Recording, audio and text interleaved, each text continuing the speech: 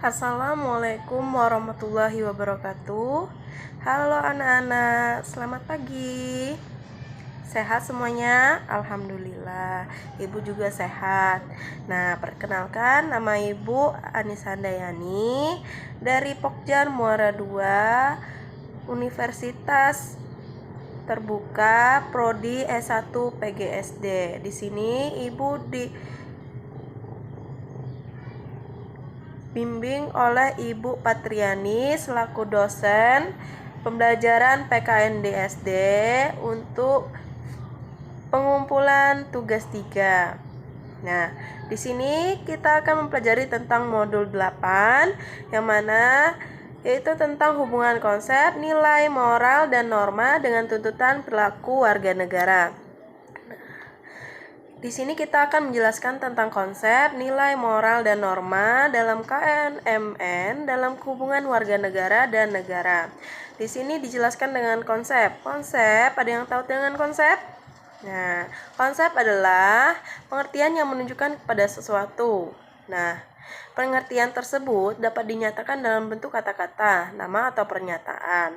Oleh karena konsep dapat dinyatakan dengan kata-kata, di sini ada ahli yang mendefinisikan konsep sebagai kata yang menunjukkan kepada sesuatu. Berdasarkan definisi itu, dapatlah disimpulkan bahwa konsep nilai adalah pengertian yang menunjukkan pada nilai tertentu. Yang kedua itu nilai. Nilai adalah sesuatu yang menunjuk pada tuntutan perilaku yang membedakan perbuatan yang baik dan buruk atau dapat diartikan sebagai kualitas kebaikan yang melekat pada sesuatu. Nah, moral, keharusan perilaku yang dibawakan oleh nilai. Yang 4D, norma, sumber dasar hukum yang menguatkan kedudukan konsep nilai dan moral serta perilaku yang dilakukan. Nah, yang mengubah sikap seseorang untuk tidak semudah memindahkan barang dari tempat satu ke tempat yang lain, memerlukan proses kebiasaan-kebiasaan yang mendukung ke arah itu pula. Mengenai hal tersebut ada beberapa pendekatannya, yaitu 2, pendekatan emosional dan pendekatan rasional. Apa itu pendekatan emosional? Nah, ini adalah mengenai perasaan dan emosi siswa dalam memahami, menghayati, dan meyakini nilai yang akan digunakan ataupun yang akan ditanamkan oleh siswa tersebut. Yang kedua, pendekatan rasional, yaitu memberikan peranan kepada akal, memahami dan menerima kebenaran nilai tersebut. Nah, di dalam pasal 36 ayat 3 dijelaskan dalam Undang-Undang Nomor 20 Tahun 2003 tentang Sistem Pendidikan Nasional yang mengatur tentang kurikulum.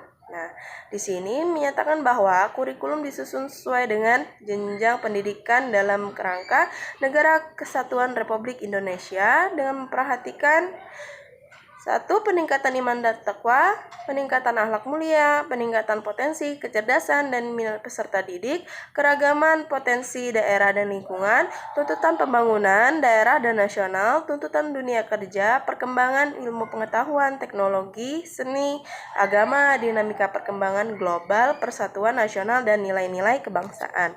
Nah, di sini dijelaskan juga pada pasal 37 Undang-Undang Sistem Pendidikan Nasional menyatakan bahwa pendidikan kewarganegaraan, nah, di sini dimaksudkan untuk membentuk peserta didik menjadi manusia yang memiliki rasa kebangsaan dan cinta tanah air.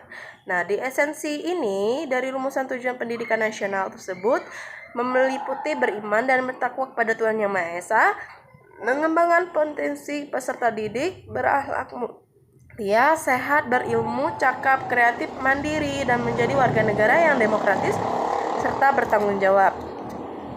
Nah, semua dari pasal tersebut apabila kita cermati yaitu memiliki 4 dimensi. Yang pertama dimensi spiritual, dimensi intelektual, dimensi personal, dimensi sosial.